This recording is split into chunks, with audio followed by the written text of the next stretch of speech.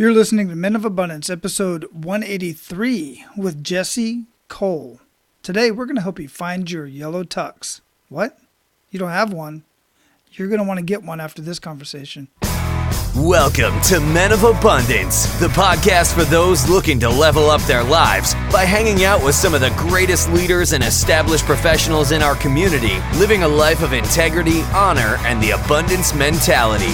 Prepare to pay it forward with your host, former Army medic turned lifestyle entrepreneur, Wally Carmichael.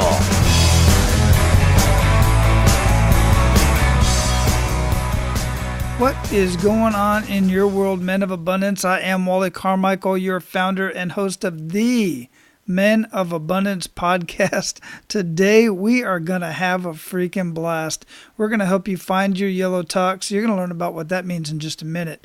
And we are going to help you step outside of your comfort zone and get a little bit crazy. Because, guys, if you want to stand out, and I know some of you don't want to stand out in the way of like, you don't want to stand out in New York and make a spectacle of yourself, or you don't want to stand out, of course, if you're in another country and you're trying to kind of blend in, be kind of inconspicuous, or, you know, just kind of enjoy yourself. I've been in locations where, trust me, I'm trying to blend in. Hell, I wore camouflage for 25 years.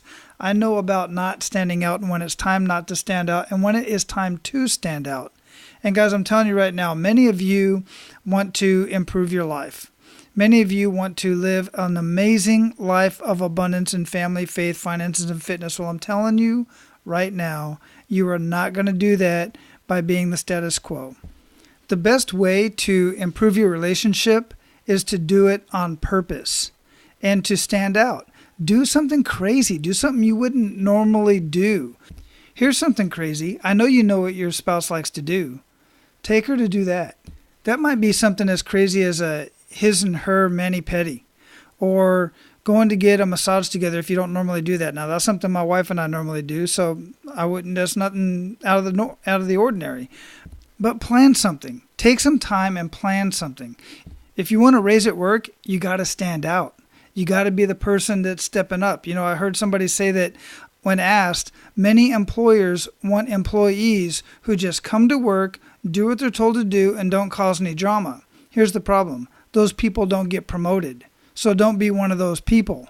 The bottom line is this. You want to stand out. Now, maybe not as much as our featured guest today, Jesse, but let me tell you, Jesse wasn't always the man in the yellow tuxedo. And now he is, and look where he's at now. All right, guys, before I actually introduce our featured guest today, of course, I want you to be abundant in your life today by paying it forward and sharing Men of Abundance with everyone you come in contact with. It's so easy to do. Just share the website, menofabundance.com. Share the link, share the podcast from your app. There's the 3 little dots. Click on it. It says share. You can share it in a text message, email, on social media, whatever floats your boat. Just share Men of Abundance with others. Don't be stingy. Information is not power. Information is only power when it's shared. So share the information, share these conversations, and get ready to say you're welcome a lot. Because people are going to come back to you and say, thank you for introducing me to Men of Abundance and all of these amazing conversations. And of course, guys, you can get in on the conversation by going to menofabundance.com, click on the Members Only tab, and get access to our closed Facebook community just for men in the Men of Abundance community. That's where we're continuing these conversations and having other conversations. All right, it's time for me to introduce our featured guest. Known as the P.T. Barnum of baseball, Jesse Cole is the founder of Fans First Entertainment and owner of the Savannah Bananas baseball team.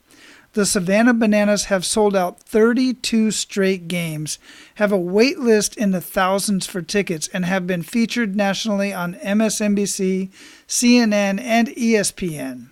Cole has turned the games into a circus with dancing players, the Banana Pep Band, the Banana Nanas Senior Citizen Dance Team, the Banana Baby, and the famous breakdancing first base coach. Cole believes whatever is normal, do the exact opposite. He is a keynote speaker and author of Find Your Yellow Tux, How to Be Successful by Standing Out. Cole is also the host of the Business Done Differently podcast. Men of Abundance, it is my pleasure to introduce you to Jesse Cole. Jesse, welcome to Men of Abundance, brother. How you doing? Outstanding. I'm excited to be on your show.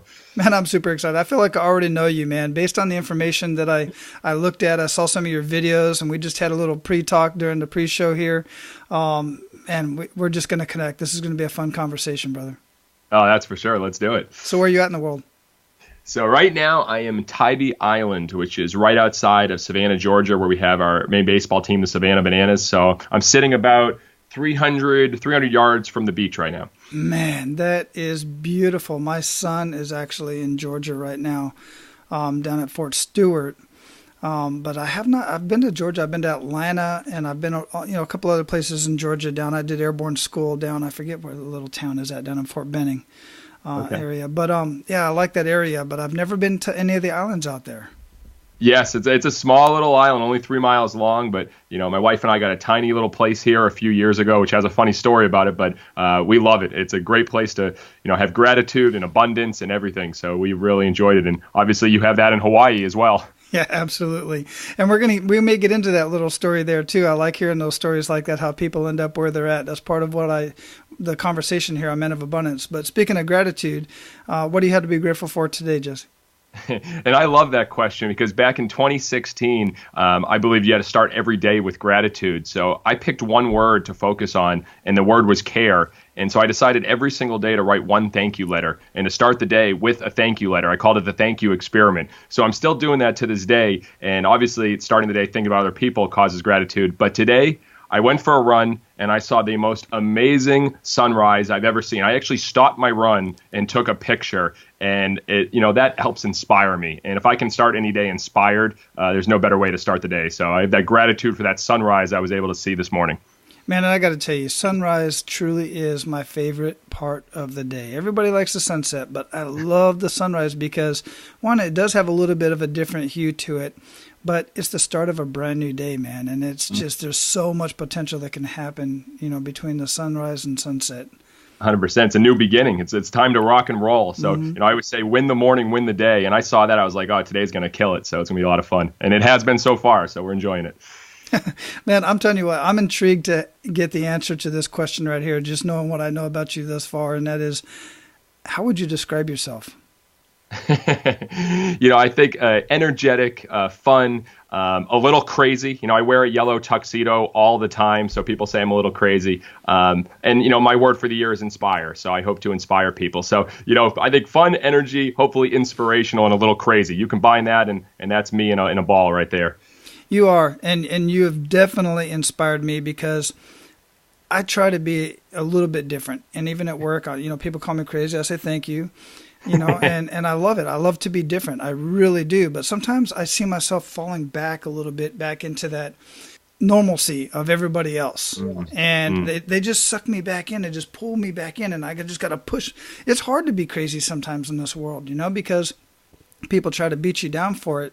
And that doesn't bother me in itself. But it's just I start kind of going back towards with the tide, 100%. Well, it's so easy to fit in. Everyone, you're taught that when you're in schools to fit in and, do what everyone else is doing. But what I've learned is that normal gets normal results, and you're really born to stand out. So I try to, when people zig, I try to zag, and, that's brought a lot of success, and it makes life more fun. If you're doing the same thing as everyone else, life gets pretty boring. So I enjoy going in a different direction. Yeah, it really does. Absolutely love that, man. I want to talk a little bit about, before we get into the kick in the gut moment, because I'm just intrigued with that as well, as I always am. But you've got your website here. Find your yellow tux. Stand out. Be different. Find your purpose. I mean, that just says it all. Those few little words just really says it all about what so many people, the guys that I follow, the circles that I'm in, these high-level thought leaders, entrepreneurs, regardless of their amount of income, their influence, all of that. All of these guys are basically doing the same thing, but you literally have it in your logo, in your title, and everything. Where did that come from?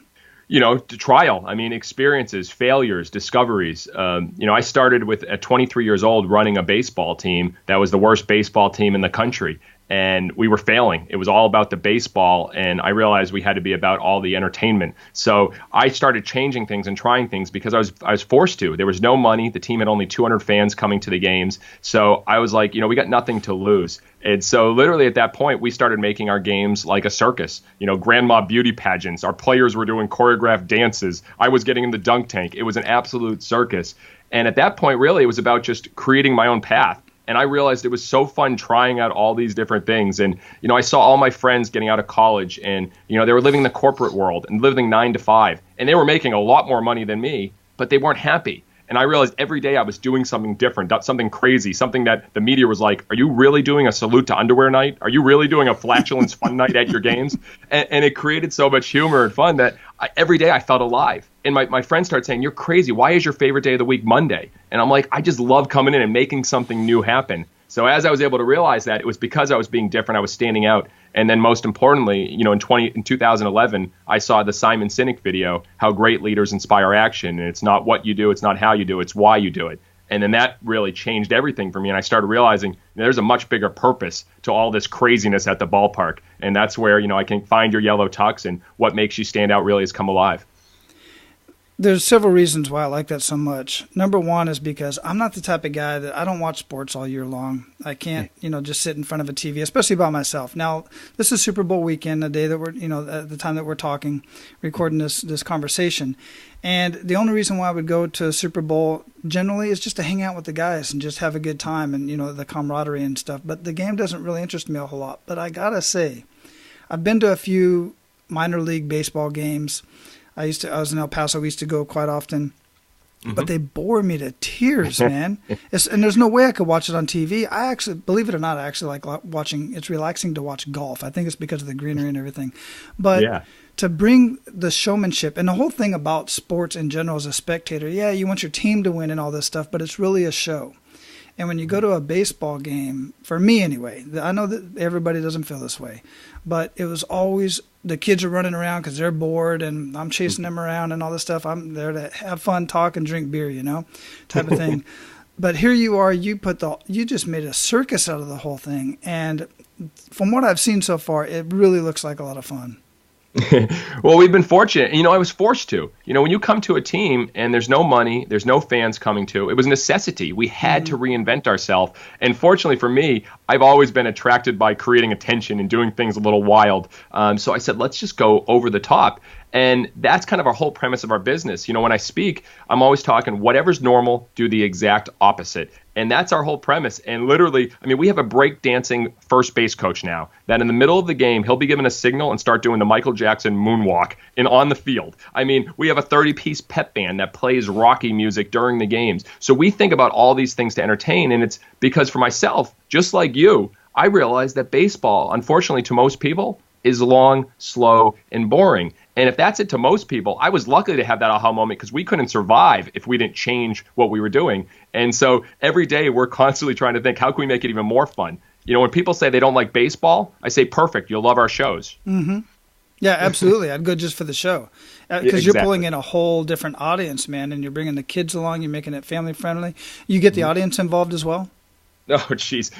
Just to give you an idea, today as we speak, we just hired the top cruise director the top cruise director, voted top cruise director to now be our director of fun. So we're literally fortunate now to attract some of the people that are solely in entertainment to come join what we're doing to create that unbelievable show. And we hire dancers and singers and performers and improv people and theatrical. We're looking at gymnasts this year. So it's like, how can you put an actual full circus and then also have a baseball game potentially break out as well? So that's our whole mentality. And, fortunately, it's worked. Right now, we sold out 32 straight games with the Bananas, and our wait list is in the thousands to get tickets. And to put this in context, while I am saying this not to be boastful, we are the lowest level of baseball. There's Major League, AAA, AA, Single A, Independent Pro Ball. Then there's also top-level college. We're college summer baseball, yet there's a wait list in the thousands and scalpers coming to our games. It has nothing to do with the baseball. It's because we've been able to realize we were being different, standing out, creating that attention.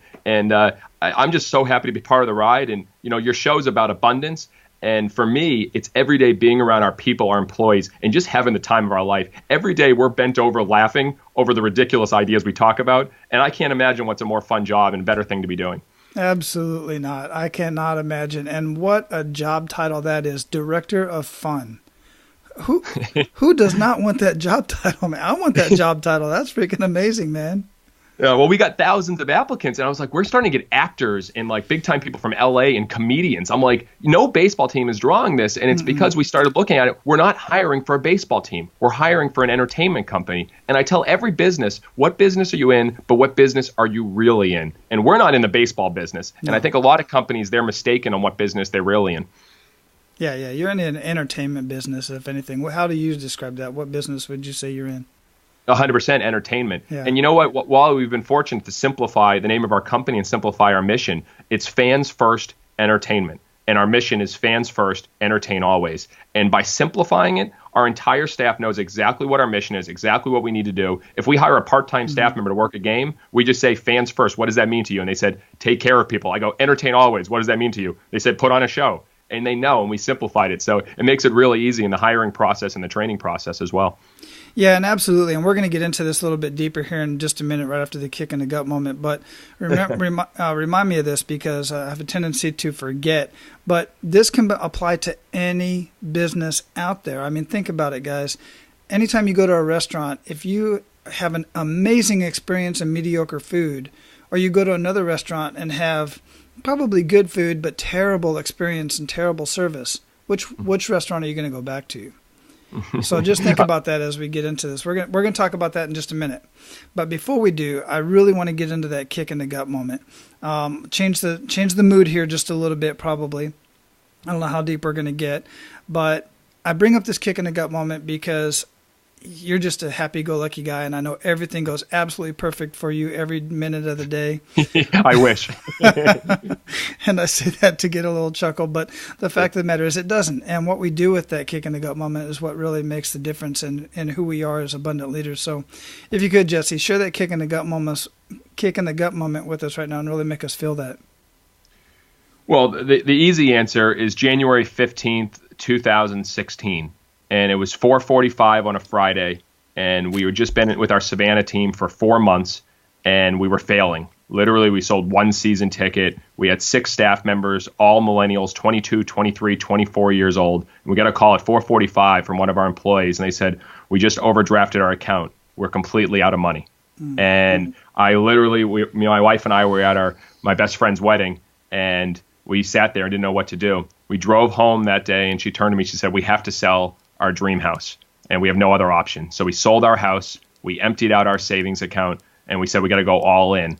And I remember coming down to where we are now in Tybee, and this little house that we're in, it was on the market for over 2 years. No one wanted it. It was the grossest, nastiest house I've ever seen. And I remember walking in and saying, we will never, no way, no, we're not buying this, no. So we bought it because it was the only option we had.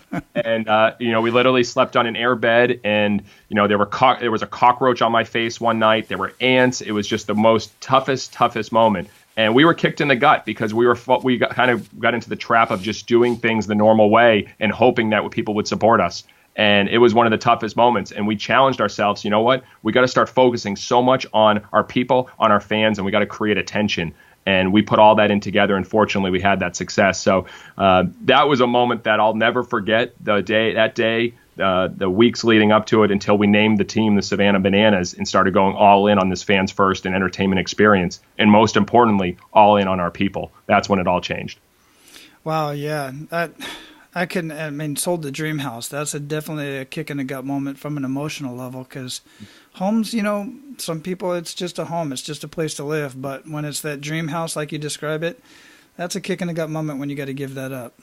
Mm-hmm. Yeah, we had to give it up. And I think that's a great thing of leaders. You always say, what are you sacrificing for other people? And, I look at that in like the last 2 or 3 years, if you're not sacrificing as a leader, if you're not thinking on how you can help your people, then you're not a true leader. And so we look at that every day, like, what are we doing to give back to our people? So we have those moments regularly, but I think it makes you stronger. We don't call it failure. We call it discovery. Yeah, absolutely. Discovery, it's a learning moment. You just got schooled. I mean, you can, as long as you take it and change it around, it is, it was a failure, but at the same time, you learn from it. And that's the fact that if you don't learn from it, then if you don't take something away from it, like I just said the other day on one of my episodes, I think it was Pay It Forward Aloha Friday, where I was talking about, it was actually a comment that I made inside my Facebook group that I heard from a general, which is don't let any crisis go to waste. Learn from every crisis. Oh, exactly. Yeah, absolutely. So as we were talking about, let's bring it back up a little bit here. As we were talking about, before the kick in the gut moment there, you were going to comment on my comment about, the experience in anything. This can apply to any business, what you're doing. Yeah, I think every single business is in the experience business and they're in the entertainment business. And how are you providing the most amazing experience for your customers? I think most people, they don't map the journey. You need to love your customers more than you love your product. Most people, when they ask you, what do? You talk about your product. We do this, we do this, we do this. But you don't talk about your customers. And that's why we named the company Fans First Entertainment. We lead with the customers, and we map that journey from the beginning. So you talked about a restaurant. I talk about this in my speeches. How many times do you go to a restaurant and no one's there to even thank you when you leave the restaurant? It's unbelievable to me. You're going in, they don't even thank you. Or, places like Walmart, they may have greeters, but the greeters don't even really acknowledge you or wave to you or thank you. You got to be able to get that experience right from the beginning to the end. And the last impression makes a lasting impression. And I think a lot of companies don't get that right either. Yeah, absolutely. And here's the other thing about that. It's got to be authentic. I go to this haircut place. It's a men's haircut place out here. It's called The Barber Shop. And I walk in and everybody, even the person, like when the person that's cutting my hair, they all go, "Welcome to the barber shop." And I'm like, that was weak as hell.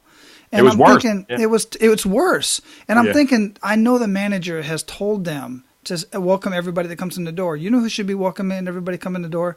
The receptionist, the person at the register, the person at that front desk. Look up, look them in the eye, and say, "Welcome to the barbershop." Authentically. I don't want the person cutting my hair being distracted, waiting for the door to open, and nonchalantly say, "Welcome to the barber shop." It's like, it's so mechanical. It just doesn't make sense to me. But it's so simple, but companies aren't looking at every little detail. That first impression when they see you on the website, when people buy a ticket from us, we send like a crazy fun email, like, "You just made the best decision of your day. Congrats on your decision. We're running around the stadium. You were celebrating." You can get all those touch points right. And, we have a director of first impressions, a girl who's amazing. Her name's Kiki. And she gets up and, shakes their hand or hugs them and offers them cookies and drinks. It's an easy touch, but people don't think about that. They're thinking about their sales and their revenue, and they're not thinking about impact. And that's all we talk about is what's the impact you're making on people's lives every day. And it's not about revenue and sales. Those will take care of itself if you focus on. Yeah, absolutely. I mean, we can go round and round about this whole conversation. I mean, I can, because I love it. That's why I'm a huge Disney fan. Love Disney World. And because you'll go to Universal, and nothing against Universal. I love the rides and everything, but the experience is so different because the energy, and they're literally blocks away from each other. Well, a little bit further than that, but the point is, they're both fun places to go, but the experience at a place like Disney where everybody is happy, everybody's having a good time, you're being catered to everywhere you go, it's the whole experience. And you can give that experience in damn near any business at a hardware store. 100%. It's just amazing. But it's got to be authentic. It really has to be authentic. Yeah, and you feel, like you said, when you walk into Disney, you feel it. You just feel it, and it's because of the amount of training. It's from the leadership, and they're constantly catching people doing things right. They're not catching people doing things wrong, the opposite of what most companies, and they're recognizing and they're celebrating the small wins. I'm a big fan of Disney. I've connected with Lee Cockrell, who was the chief of operations. Yeah, Lee was on my show, and he said, Jesse, we need more teachers and less bosses. And I think there's so many bosses and managers, but people out there that aren't teaching the Disney way. And, it's so easy when you think about it, but it takes time and it takes a commitment, and it takes to stop looking at the dollars, but looking at the difference you're making in people's lives. So I know it sounds deep, but that's what we talk about in our company. And it's fun. Everyone in our company is millennials, literally 22 to 27 years old, but we have fun and we understand what matters most. And you talk about a life of abundance. When you surround yourself with these people that are positive and just having fun, it's unbelievable contagious. And it happens with the customers. It happens with our vendors. It happens all the way throughout. Yeah, absolutely. Yeah. And when I was saying that about Disney, I was thinking about Lee because I had heard him on another podcast, and this was a while ago. Really, really intriguing individual. I love his story as well. But what they do over there at Disney is just truly amazing. So, man, what are some good news stories? What are some other good news stories about what you're doing with your speaking and your podcast? What kind of feedback are you getting from that? I've been very fortunate. I love giving keynote speeches, and I turn it into a show. And the same thing with the business done differently. I think everyone needs to know, and in the book I talk about this. If there's one word that actually that describes you, that you want to be known for, to try to think about that. And for me, it's showman. And a lot of people say you put on a show always. So I think whatever I'm doing, whether it's the Business Done Differently podcast or my speeches, it's not like a typical speech. It's not a typical show. I mean, we have promotions. I try to get people entertained. We throw giveaways. I get people dancing. People are singing in the middle of a keynote speech because you want to make a different impression. You want to make an impact. So what's happened? I just gave another big keynote yesterday, and people are coming over laughing. They said I laughed, I cried, and I was inspired. And I was like, if you can go through an emotional roller coaster during your speech, hopefully I'm achieving my goals in doing that. So the good news is every day I keep it simple. My word for the year is inspire. If I can inspire one person to think differently, to stand out and find their purpose, that's a win for me. So fortunately, I'm having good news every day.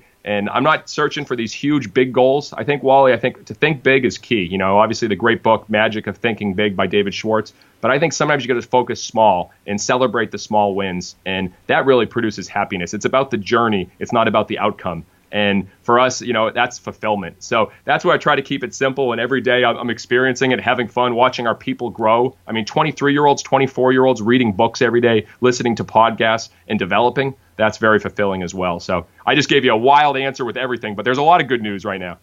You did, and I absolutely love it. I love every bit of it. Enjoying the journey. And you said it's about the journey and not about the income. Can you expand on that a little bit? Because that's exactly where I come from, too. I just want to hear your perspective on it. Yeah, it's about the journey. It's not about the outcome, in the sense that I feel so many people are focused on trying to get to this huge sales goal or selling this or doing this, but it's the little steps. It's the little things in between. So, every day in our office, we're just trying to look at ways to recognize and celebrate every small win. And for us, that's how you win. That's how you win the long game. And, I just wrote a piece the other day in baseball. I used to play, and every day you'd hear the coaches saying, hey, win this pitch, win this at bat, win the inning, and then you win the game. And I think everyone's so focused on, winning the Super Bowl, winning that huge outcome, but you got to focus on the little things, and it makes it so much more enjoyable. So, yeah, absolutely. And that's one of the biggest things that I talk about here at Men of Abundance, and just within the guys that I talk to, is you really do have to enjoy the day, enjoy every minute, every day. Do today, because I was the guy chasing after that six-figure income. Then I got that six-figure income, and I didn't even realize it. I'm there, and I'm earning a six-figure income, living on the beach, have a great family. Still was chasing after something. I still felt empty, and then I realized, bring the whole thing in. Thank God for my wife, because she's the one that's like, "What the hell are you chasing, man?" Type of thing. Exactly. And then once I made that realization that I have all of this in the world, and I started living life and started enjoying every minute with my boys and with my wife, so much more started coming into my life that was already there. I just didn't see it because I had these blinders on. I just saw this 6-7 figure income. Yeah, you were focused much now. Yeah, go ahead. No, I was just say that's exactly what Sean Aker talks about in the Happiness Advantage. He did this big study and the great TED Talk about all these Harvard students that were just trying to keep to this next level, be number one in their class, go to Harvard, do this, and they were unbelievably unhappy. And he found out that the happiest people that were happy first were the most successful and most productive. It's the opposite way of looking at it. People think if you get that six-figure income like yourself, you'll be happier. No, you'll just set another goal to get to, and you'll still keep chasing. But if you're happier, you'll actually start achieving all of those, and you won't even be focused on it. And it's really tough to teach that, I'll tell you that. Oh, yeah, it is definitely tough to teach that. The other reason why it's tough to teach that is because people want something that they can quantify. Yes. They need something like, okay, I need to see my bank account grow, or I need to see more customers coming in the door, or something of that nature. It's hard to quantify happiness, but the other stuff comes as a result of that. Mm-hmm. Yeah, and I wish there was a way. If there was a way to measure happiness and track that, and leaders could see that, that would be pretty interesting. But it also could cause it could cause the outcome search there too. So, but I'm with you 100%. I wish there was a way to track it. Yeah, absolutely. And I was trying to look. I do have Sean's book, The Happiness. Yeah, I have that book here. I was looking on my phone because when you mentioned the title, I read that book, man, several years ago. And I got to get back into that because it does talk a little bit about measuring happiness in the book, just slightly, just try to kind of get a gauge of it. Excellent. But that's a good point. It's very hard to do that, especially when you're trying to convince guys of this. It's like, most guys specifically are really just, I need to see results. Well, what about feeling them? How do you feel? Look at your family. Look at the smile on your kid's face. Your wife is much happier, the whole bit. You're just going to work and feeling better. The whole thing just comes together. 100%. Absolutely. So Jesse, we're at the point where we're going to pay it forward. You ready to do that, brother? Yeah, let's rock and roll. Yes. Outstanding. So share with our abundant leaders 1 to 3 actionable steps that they can take today. Just start, number one. Stop thinking, start doing. I think there's paralysis by analysis, and a lot of times people try to think so much of what they should be doing. Just start. And I'll give you a personal example with that. It was about 5-6 months ago that I started just posting every day, whether it was a short 1-minute boost video, whether it was a short article, a blog. I just started posting. And, again, I didn't get great results right away because it was just starting. But after a while, people start responding to it. And what was great is I learned so much. When I released the book, all of a sudden I started hearing people from Australia and Africa and people I never knew exist. And I'm sure you feel that as well with the podcast. Mm-hmm. But I just started. I didn't know exactly what I was doing. If you talk any successful person, Walt Disney was a huge mentor of me. And I've read all his books. And he did so many things in the beginning that were just completely crazy and people would say is wrong. But that's how you learn. So the first thing is just start. Stop thinking, start doing. And, the second one, it's tough for me because I believe in a few things pretty firmly about creating attention, and attention beats marketing 1,000% of the time. I say it always.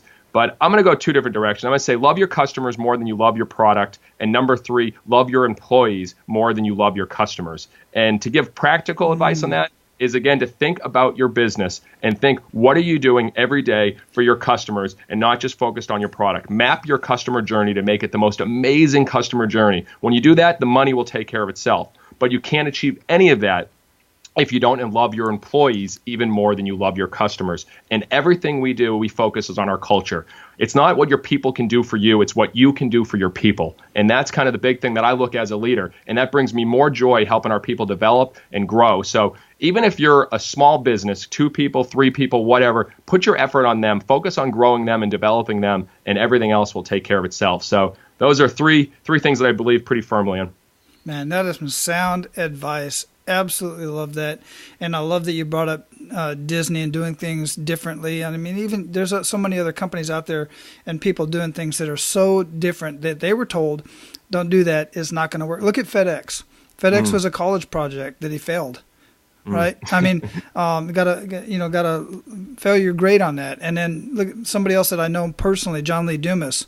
EO Fire. They told him, John, you're not going to be able to pull off 7 episodes a week, man. It's just, are you crazy? And he is a little bit crazy. And now look at him. He averages $150,000 a month doing this 4 years in, almost 5 years in. It's amazing. If you're not being called crazy, you're playing it too safe. Yeah. I think everyone needs to embrace crazy. And that's one of my favorite quotes from Walt Disney. It's kind of fun to do the impossible. And he always had the goal to do the impossible. And he did it with movies. He did it with his theme parks.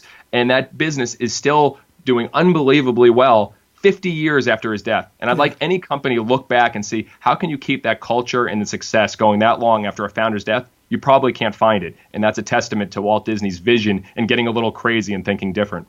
Absolutely. And just to prove a point in that, Colonel Sanders did a great job with KFC, but I haven't been to a KFC in years that was as good as it was back when I was growing up. Maybe my taste changed, but it's just not the same. But again, the testament to him too is he started at 65 years old. I think, right? Yeah. Him and Dave Thomas. Yeah, no matter what your age is, you still can start something new. And that's, again, going back to the sunrise this morning and new beginnings, whatever you're doing, you can start something new today, whether you're 60, 70, or 20. Yeah, absolutely. So what daily habits make the biggest impact in your life, Jesse? I'll never forget this, too. It was the first time I read The Miracle Morning by Hal Elrod, and that changed everything for me. I believe so many people today, that they wake up, they press the snooze button, they look at their phone first, they watch the news, they don't start their days on purpose. And when I read that book by Miracle Morning, I started my day on purpose. And literally, I wake up, the first thing I do is I start my day with gratitude. I write a thank you letter. I have it planned on who I'm going to write the day before. Then I walk around my entire house or outside if it's warm enough, read. Then I go for a long run, could be anywhere between a 5K to a 10 mile, and then I write. And every single day, I read, run, and write and start with gratitude. And that's before my day begins. So I've already won the day. As Hal Elrod says, win the morning, win the day. And that has been unbelievable for me. The writing as far as clarity, the reading for learning, the running for my health, and then also the gratitude. So I've done that now for 2 or 3 years, and I'm never going to stop. So the thank you letter, you've mentioned that a couple of times. Explain that a little bit more. And do you actually, is that a physical letter? Do you actually send that out? Oh, yeah, it's a handwritten letter. And so this started when I read the book, The One Word by John Gordon, and it's proven that almost all New Year's resolutions fail, like 87% of New Year's resolutions fail. But he came up with the mantra to say, just pick one word for the year, one word you focus on. So my wife and I started it back in 2015, and then in 2016, I said it was great, but I want to put something tangible behind it. I want to hold some accountability. So my word for 2016 was care. And I go, if I'm really going to care, I need to write one thank you letter every day. So I started it. I called it the Thank You Experiment, and it changed my life. Literally, I started writing to teachers, authors, family members, friends, people from back in school when I was younger, people at restaurants, business owners, anyone that I interacted with that they made an impact. And I've never seen anything happen like what happened. I started getting all these responses and these relationships. My high school sophomore English teacher, wrote back a 4-page letter on how much that letter meant to her. She said she's never felt that impact before. And it was just different things like that. So I've continued it. I've now written, I'm probably getting close to 1,000 thank you letters. And it's really changed my life. So, and I still do the one word, every year. Like I mentioned before, my word this year is inspire. And I think that's a great way to kind of look at your year with just one word. And our teams do it as well. Do you ever hand deliver the letter, or do you just send it? How does that work? I send it. I like surprise and delight. So I always try to send it. And that's one of the biggest challenges, finding addresses. Yeah. Sometimes you can't find addresses. So I've probably sent a good amount that didn't get where it needed to go, but I still wrote the letter. So I still felt the gratitude. But every day I send one out. Well, that adds to the experience and the whole gratitude, because you're physically doing work that has to be done in order to get that message heard.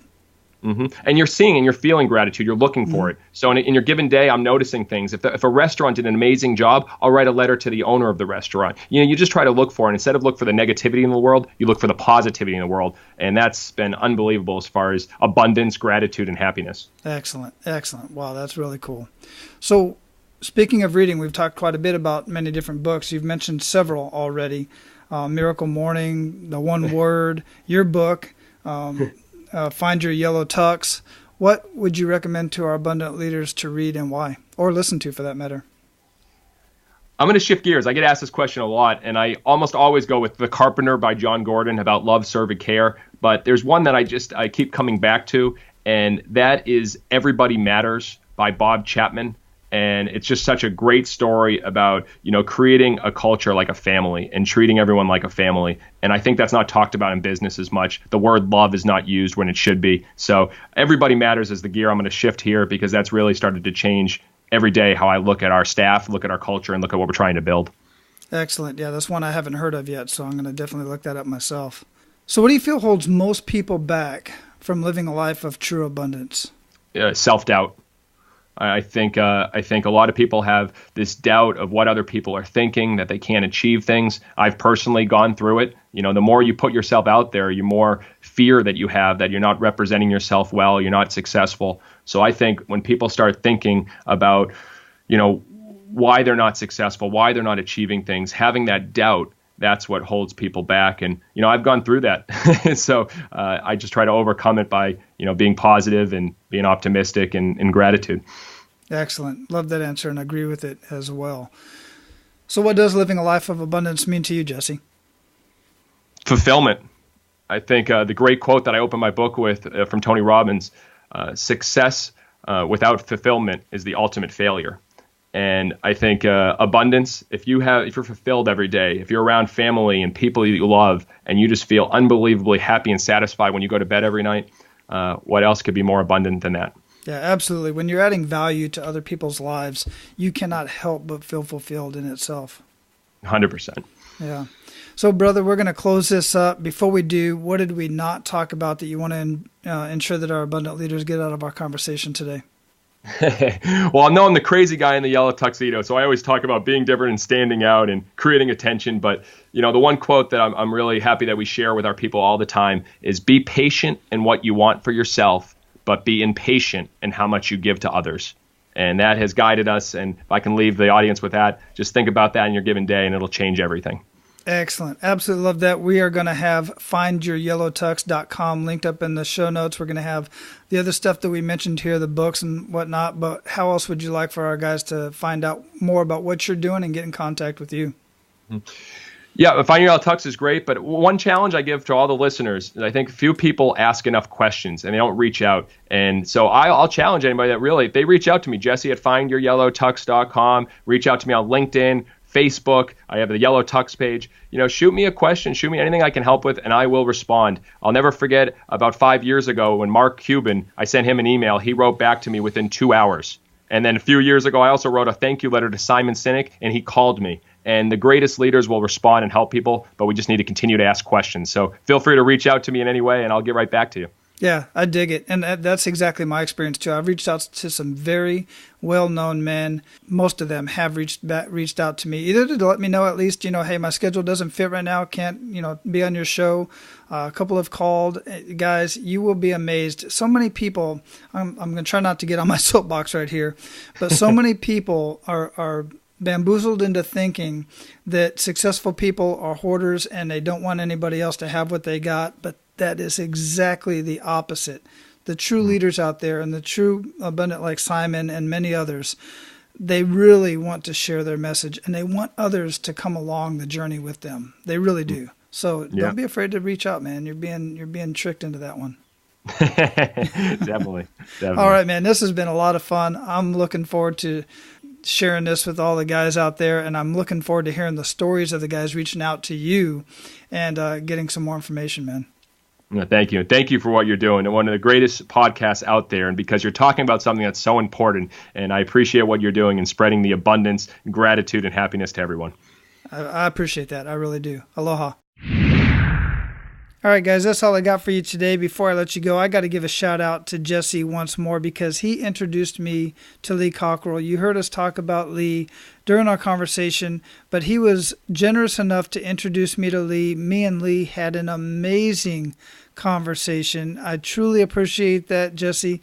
And man, that means the world to me. You know what a Disney freak I am. And to have a conversation with a former executive vice president of operations of Disney World, Lee Cockrell, is just an amazing individual, regardless of all of that. But that just blew my mind, man. And I look forward to sharing that conversation with all of you.